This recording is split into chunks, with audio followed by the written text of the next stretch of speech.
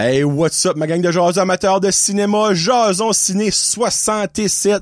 Je vous avais dit, ça allait pas prendre de temps, comme de fait, environ une semaine. Donc, aujourd'hui, je vous parle des films 65, Creed 3 et Shazam Fury of the Gods.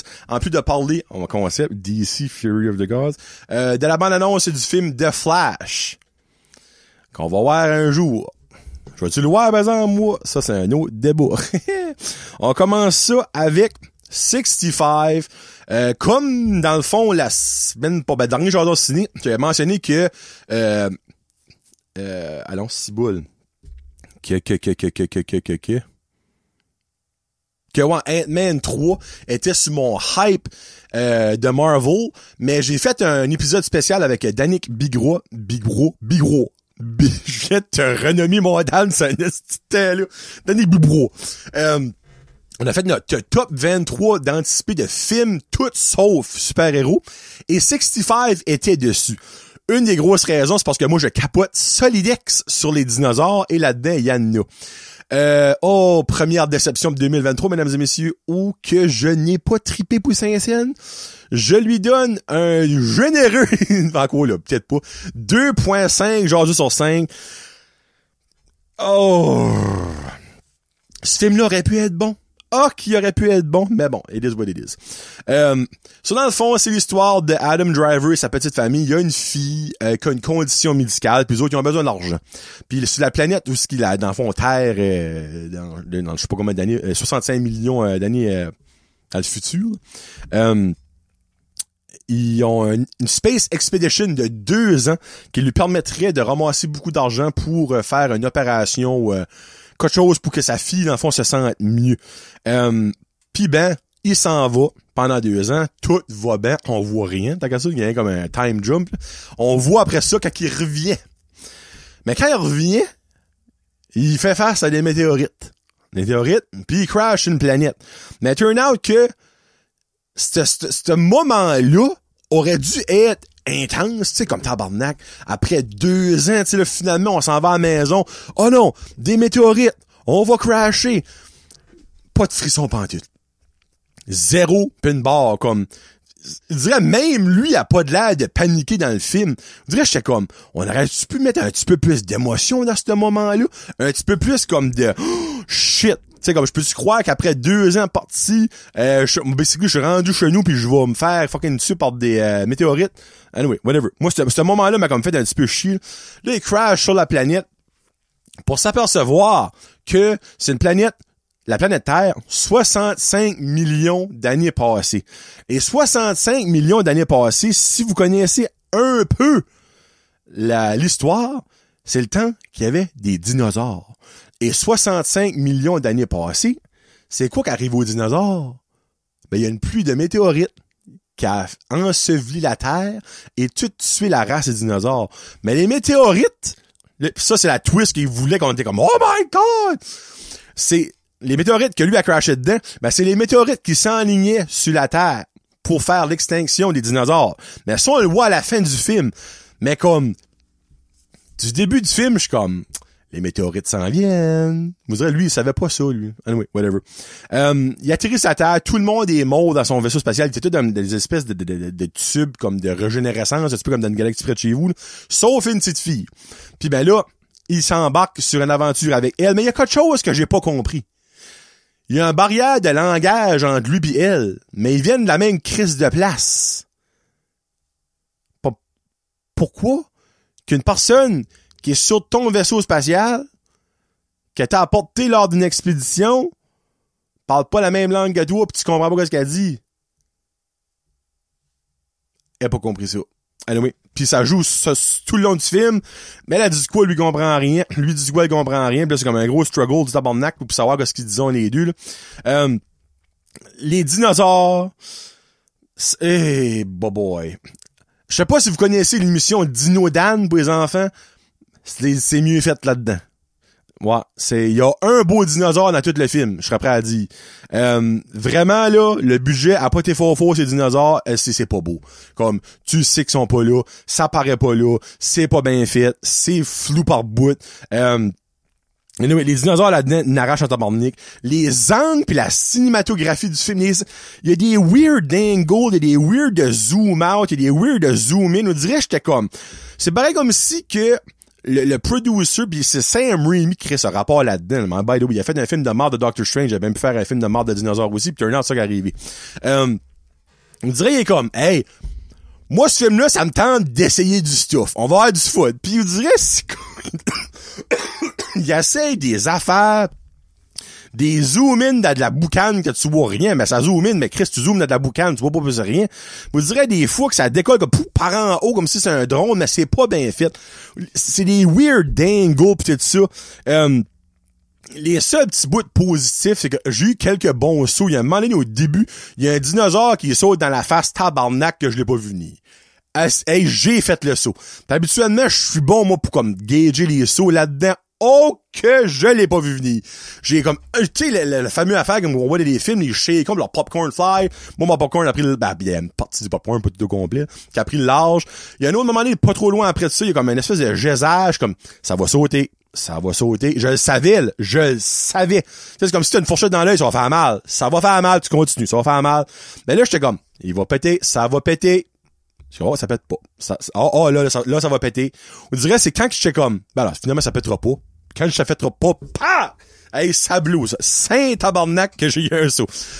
Sur ces deux moments-là, je suis comme, bon, au moins, ça m'a donné des sauts, mais comme, overall, il y a une petite cue de complicité minus le langage qui m'a énervé sur un moyen temps entre la petite fille puis Adam Driver, mais vraiment rien pour comme ajouter de la warmness au film.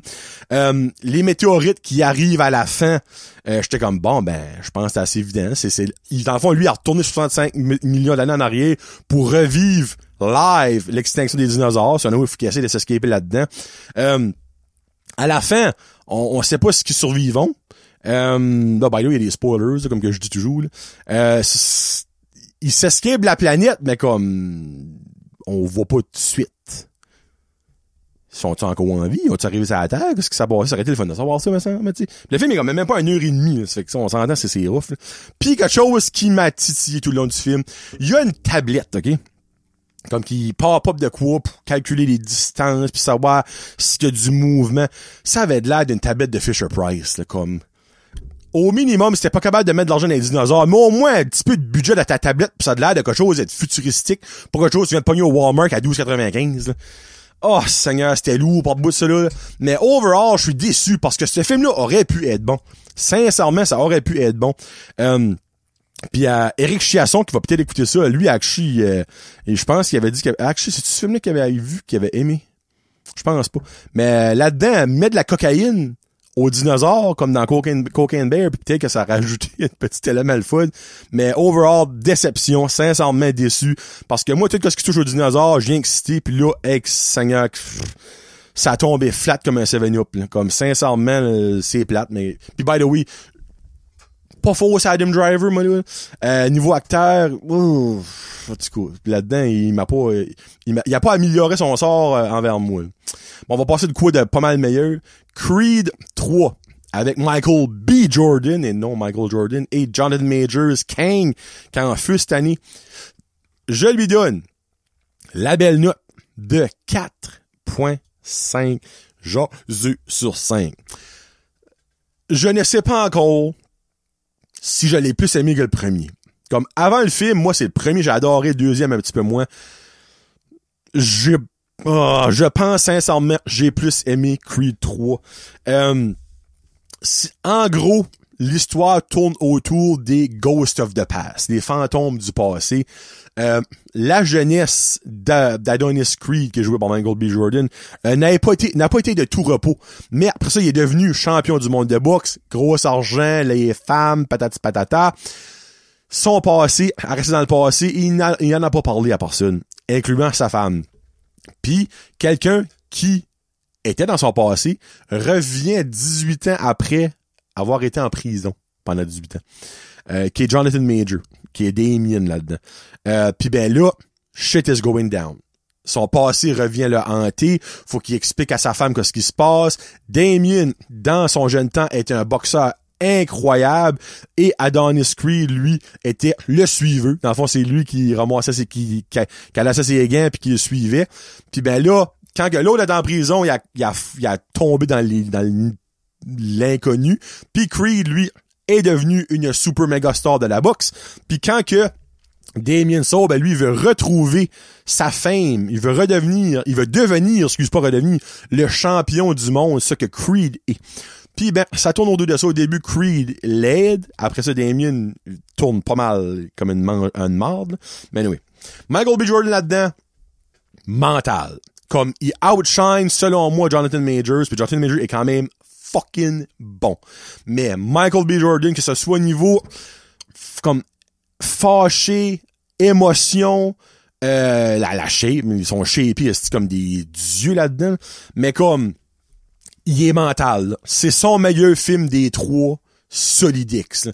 Dans le premier, t'avais toujours Sylvester Stallone, Rocky, qui comme le shadow un petit peu, parce que tu peux pas passer par-dessus Rocky, on s'entend. Dans le deuxième, tu peux plus pris sa place, et là-dedans, il est le king là-dedans. Damien, le personnage de Damien est une maudite marde. Encore une fois, la preuve que Jonathan Major est sublime dans son rôle, parce que tu viens à le détester viscéralement, puis c'est le cas là-dedans. La musique, ce n'est pas du calibre à la Eye of the Tiger, Rocky, mais quand même, la musique est vraiment, vraiment, vraiment bonne là-dedans. Plusieurs bouts, la musique est venue dessus, vous direz, j'avais envie de trainer moi-même. Là. Après ça, je réalisais comme que non, je suis pas en shape pour faire ça. Là.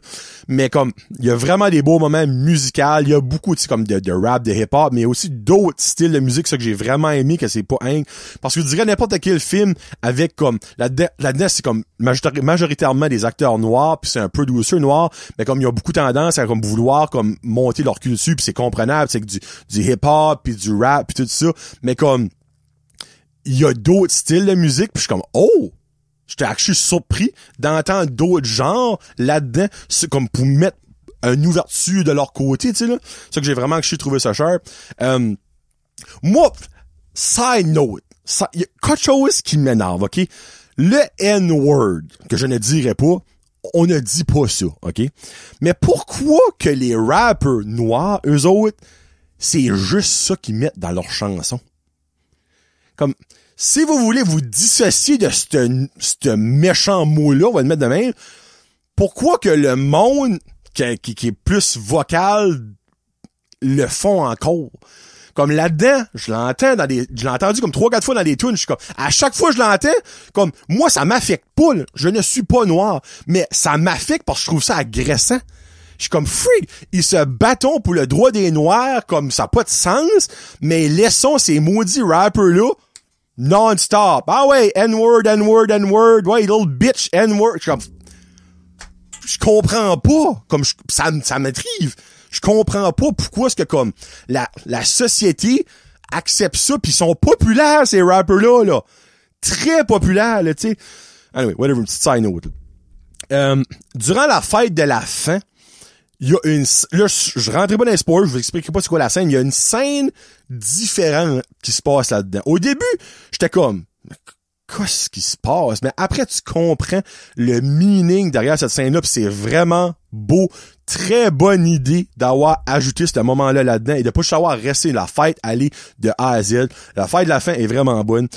La seule et unique chose qui m'a titillé un peu. Deux choses.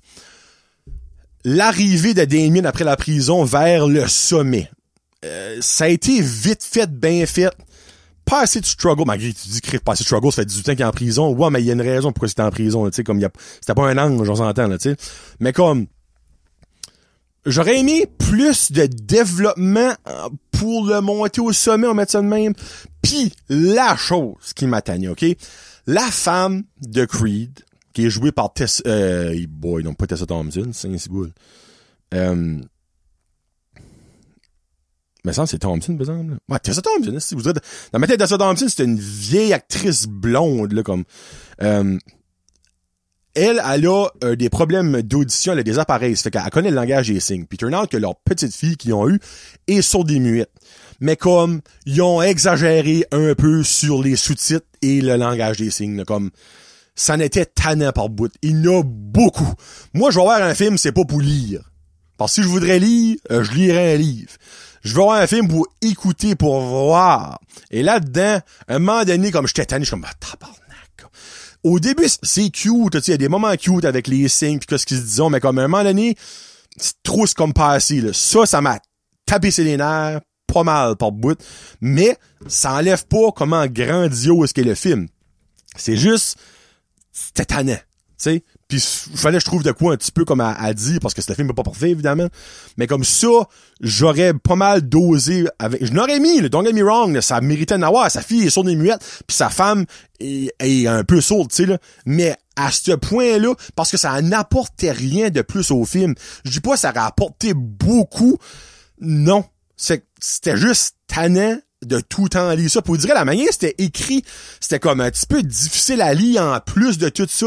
So, c'est pas mal un des seuls points négatifs que j'ai à dire, mais overall, c'est un hit sur toute la ligne pour la franchise de Creed qui garde, je vais le dire, c'est mon film préféré des trois so far. Un petit peu en avant du premier qui était vraiment excellent aussi. So, Creed 3, à voir absolument. Aucun doute là-dessus. Bon, mais excusez-moi, faut que je prenne une petite drink d'eau.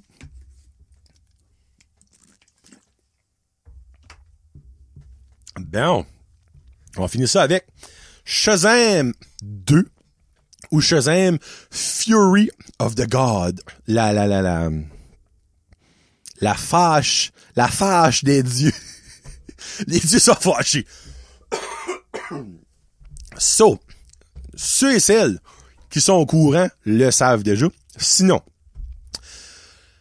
DC a eu un gros shit show. Le DC EU, que Black Adam était dedans, que Shazam est dedans, que le prochain Aquaman est dedans, The Flash, que je vais parler tantôt, est dedans, et Blue Beetle, lui, vous avez aucune idée c'est qui encore, et le DC EU. Mais le DC EU est mort. Ça n'existe plus. C'est le DC U à ça, le DC Universe. Mais, quand le changement a été fait, il y a 4 films qui étaient déjà finis. Puis ils se sont dit, on va les faire sortir quand même, on va se faire une coupe de piastres.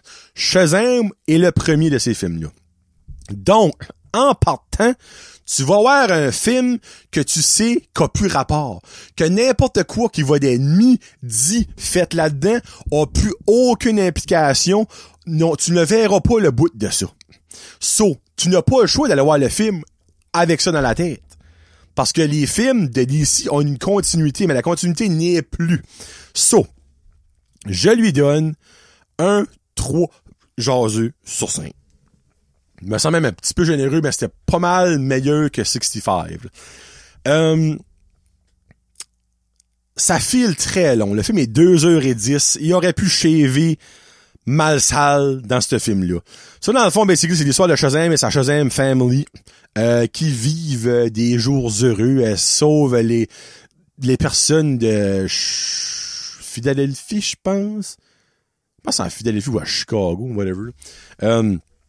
Pis ben, il y a des gods qui arrivent, Ellen Mirren et Lucy Liu, parce qu'il y a un sceptre, un espèce de morceau de bois qui a été cassé en deux. Puis si c'était cassé en deux, le pouvoir qu'il y a aucun god qui peut aller sur la terre était brisé. Puis turn out que Shazam, le cassé en deux, il a maudit sur la terre, ils sont partis. Là, ils ont le droit d'aller sur la terre puis tout ça. Ils vont retrouver ça, ils connectent ça ensemble puis ils ont plein de pouvoir. C'est pas mal short and simple, but succeed. Puis après ça, faut qu'ils dealent avec ça. Puis le pouvoir c'est qu'ils peuvent enlever le pouvoir du Shazam, dans le fond, aux personnes qui l'ont. Donc, les enfants tombent des enfants. Tu sais, exemple, Shazam perd son pouvoir, mais il devient un adolescent. Pas mal moins menaçant qu'un gros gars stud comme Zachary Levi. Je sais même pas quoi c'est dit. Il y a des effets spéciaux qui est bon. Il y en a d'autres qui est vraiment pas bon. Au début, il y a une scène qui sauve un paquet de monde sur un pont qui collapse. Oh, les fuck a duck. Ça faisait petit niveau effets spéciaux là-dessus. Là. T'avais du green screen au pouce carré, là, ça sentait quelque chose de rare. D'autres moments qui étaient vraiment bons. Il y a une des 3 sœurs Gods qui est capable de genre de bouger tous les immeubles, tout ça, puis la terre à la Doctor Strange. Ces moments-là étaient cool. Il y a un gros dragon à la fin. Le dragon est vraiment beau, vraiment bien fait, sauf quand il y a quelqu'un qui est assis dessus, a.k.a. Lucy Liu, une des guards. Là, encore une fois, t'embarques dans le green screen vibe. Elle, t'es assis, promet, c'est une espèce de tonneau, puis le corps qui est en arrière de elle est CGI, ben dans le fond, la tête aussi, mais comme ça paraît moins. Mais le corps marche pas avec la tête, là. Ça jive pas, là. C'est trop immature comme film. Vous direz, il y a des jokes colonnes, il y a... Je veux dire, 90% des jokes, je les ai trouvés stupides, j'ai même pas ri. Il y a une joke que j'ai ri fort. C'est à la fin. Il y a comme... Ils plantons l'arbre de la vie de Tree of Life dans la ville. Puis il y a plein de racines qui vont partout, puis il y a plein de petits bulbes qui sortent. Mais les petits bulbes, il y a des bébites, il y a des trolls, il y a des minotaures, il y a des lions scorpions, puis il y a des unicorns. Puis à un moment donné, dans une van, ils sont comme freak, ces monstres, ils ont peur de quoi? Puis il y a Steve qui a un crayon qui écrit tout seul. Oui, je sais, vous allez comprendre, vous allez voir le film. Ça vient d'une cave. C'était crayon-là. Toute chose colonne de même, évidemment, sur d'une cave, ça sort à vis, là. Mais comme, c'est écrit, il y a un peu des unicorns. Puis là, ben, un des Shazam, on va le dire de même, là, est comme, les unicorns. Puis là, comme, ça dit comme, vous ne connaissez pas les unicorns de la bonne façon. Puis turn out que les unicorns, c'est des gros goddamn de cheval avec des pics. C'est assez badass. Ça, c'est un des moments positifs.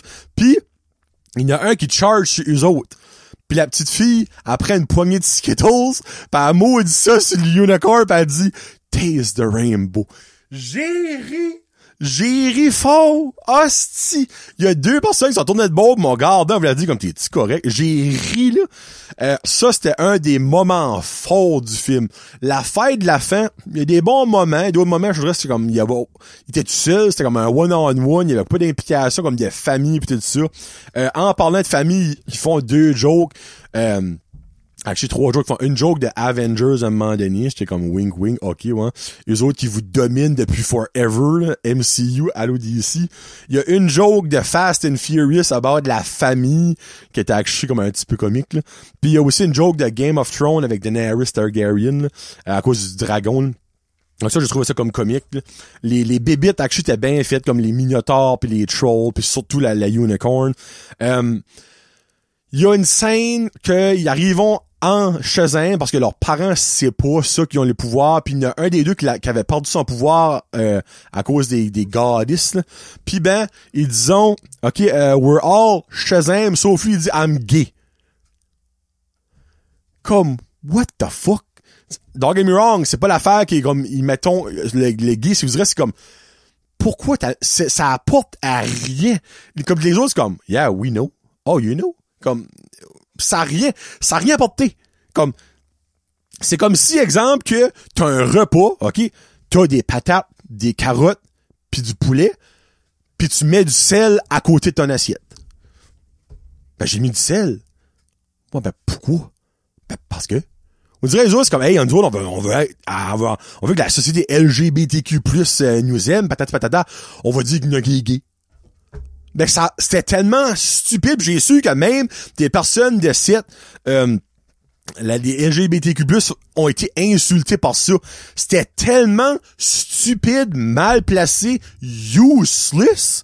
Comme t'aurais tellement pu faire un beau moment ou de quoi de bien avec ça. Non, si tu fais ça. Fuck it. Hey non, moi j'étais enragé, je suis comme why? C'était tellement inutile. Puis quelque chose qui m'a fucking énervé. Mary, qui est une des 6 enfants. Mais quand les enfants se transforment en Shazam, ils deviennent des adultes. Donc, ils changent de personne parce qu'ils sont des enfants, ils sont pas des adultes. Sauf Mary, qui, elle, quand elle change, elle reste la même personne. Mais comme, tout le long du film, il y a personne qui a expliqué ça. J'étais comme, pourquoi? J'ai été obligé d'aller chercher moi-même après le film parce qu'à guess que quand tu viens coming of ages, que t'as 18 ans, dans le fond, et plus, t'es considéré comme un adulte. Donc, tu restes la personne qui s'était. Mais pourquoi t'as pas expliqué ça durant le film, asti? Pourquoi que les autres étaient pas comme, hey, pourquoi est-ce que toi tu changes pas? un plot hole, solid raid là, comme il y a un manque d'information flagrant, là, flagrant. Et le bout de la marde. Il y a un caméo d'une personne que j'aime beaucoup dans le film. Ma belle, mon fantasme de tous les jours, Gal Gadot, Wonder Woman, fait une apparition à la fin du film pour une scène tellement inutile. Ça aurait tellement pu être mieux fait. Et le bout de la marde, tout le long de la scène, j'étais comme, ça feel weird. Pour après me faire dire par Danick Bigra, merci Danick, que cette scène-là, elle a filmé ça tout fin seul, devant un green screen. Mais tout le long, là, ça paraît qu'elle les garde même pas. C'est genre comme la personne là, elle fait une Cathy d'arrêt, elle est là, pis elle la garde là. C'est comme, yes, yeah, no. Pis il y a des jokes sous-entendus sexuels de coming of ages, pis comme, c'est tellement juste mal placé. Il y a un moment donné, au début du film, on la voit Gal Gadot, puis comme tout le long, moi je la connais Gal Gadot. Là. Je la connais des bouts des cheveux, des orteils. Je sais qu'est-ce qu'elle ressemble. Ben comme, on la voit de dos, de côté. On voit jamais sa face, mais tu vois que c'est même pas elle. Tu le vois que c'est pas elle. Comme, parce puis tout le long, je le savais. À la fin du film, quand je parle de Danick Bigra, il me l'a dit comme, non, c'était même pas elle. C'était une autre random femme qui avait son suit. Je suis comme, calice. Il y a la première mid-credit scene tie in un peu avec Black Adam, mais ça va rien apporter. Dans le fond, t'as les deux personnages qu'il y a dans Peacemaker. Ils parlent de Waller. Disons que ils lui demandent ce qu'il veut rejoindre la Justice League. Non, la Justice Society qu'il y a dans Black Adam, mais ça va apporter à nulle part. Ça fait c'est pointless. Et la end credit scene est une suite de la end credit scene du premier Shazam. Je pense pas DC a compris comment ça marche les end credit scenes. Là. Habituellement, les end credit scene set up le prochain film. Set up pas la prochaine end credit scene, gang de crises d'imbéciles. Anyway. So. Pourquoi je donnais un 3? Ça, je sais pas. Honnêtement, c'était un esprit de 3 généreux parce que ce film-là, c'était pas bon. C'est pas mémorable. Ça flop au box-office. C'est le 3e pire film, le premier week-end de l'histoire de DC. Regarde, ils disent que c'est approchable aux jeunes enfants. Après ça, tu mets des bibites qui fait fucking peur à la fin, qu'il y a Unicorn, qu'il y a des enfants qui vont faire des cauchemars là-dessus. Puis en plus, une des goddesses a fait suicider le principal de l'école. Elle fait crisser en bas de l'édifice. Puis t'entends... Ben oui, clairement, des enfants de 6 ans vont être comme papa. Est-ce qu'il a sauté sur une trampoline, le monsieur? Non, il est mort. Comme, Saint-Esprit. Non, vraiment, moi, ça m'a un petit peu frustré, ce film-là, comme vous pouvez le voir, là. Regarde. Qui se met en contact, le DCU existe plus parce que c'était pas de la merde demain, mais on paraît de ce rate-là. En parlant de merde, le trailer que je vous parle cette semaine, ça va être The Flash. Le trailer est sorti au Super Bowl, sur le 16 juin 2023. Un film que, honnêtement, je ne verrai pas. Pour des raisons éthiques. Tom Cruise a vu le film, I guess, pis il dit c'est bon. Et quand c'est rendu que t'es desperate à ce point-là, il y a plein de monde qui disent c'est le meilleur film de DC. Mangez de la marde. Ça va être de la marde, comme que ça a toujours été de la marde DC. Comme Ezra Miller aurait dû être enlevé clean de ce film-là après toutes les niaiseries qu'il a faites. Mais non, il supporte ton blé du monde qui va dire allô Danick, je t'aime bien gros, mais moi je suis pas d'accord avec ça. Ouais, ben il y a plein de monde qui a travaillé sur ce film-là. Ouais, ben Bad Girl aussi, il y a beaucoup de monde qui a travaillé sur ce film-là, puis le film a été scrappé. Non, je sais que c'est pas la même chose, mais comme, c'est quand même la même affaire, là, même si c'est pas la même affaire, là, tu sais. So, comme, supportez pas de Flash. Comme, là, ils sont en train de nous dire, oui, ben, ça va setter le nouveau DCU parce qu'il va resetter les univers. Ouais. Ils font ça pour que tu vas le voir, puis après ça, tu vas sortir de là, puis basically, le monde va être comme, ben là, finalement, ça a rien apporté. Ben, on a eu ton 15$. On est content. Non. So, juste non. Là, ils nous apportent comme là, Ben Affleck va être back comme Batman. Michael Keaton va être back comme Batman. De la fameuse phrase, you're yeah, I'm the Batman. Comme, va chier, comme, non, juste non. Le 16 juin, n'allez pas voir de Flash. Supportez pas une compagnie qui est fine avec le monde, qui fait des choses correctes, puis qui va en cours, puis qui, comme, il y a, en tout cas, vous pouvez lire un petit peu ce que Ezra Miller a fait. Ben, ce gars-là, c'est un esti de fucké. Pis comme, mérite pas d'avoir une scène noire qui va sortir de ce film-là. Pis DC mérite d'avoir un gros fuck you. Parce que il aurait dû enlever ce film. Il aurait dû canceller le film tout court. Ou si t'es stubborn à faire le film, change d'acteur. That's it, that's all. Barry Allen. Pas Barry Allen, freak. Lui qui fait The Flash dans l'émission CW, là. Je vais dire son nom parce que lui aurait mérité de take over, là. Grant Gustin. C'est pas Grant Austin, I guess c'est Grant Gustin. C'est lui qui aurait mérité d'être là-dedans. Puis ben non, ils ont stické around avec fucking Ezra Miller, le mongol. Puis anyway, tu vas aller voir ce film-là. Bon, on finit ça fâché. Ça fait que sur ce, bon cinéma. C'était John Lejardu pour Jason Ciné 67. Peace out. Hashtag, et by the way, le prochain, il va y avoir John Wick 4. Oh, j'ai hâte. Hashtag Josette, hashtag film, hashtag cinéma. Salut.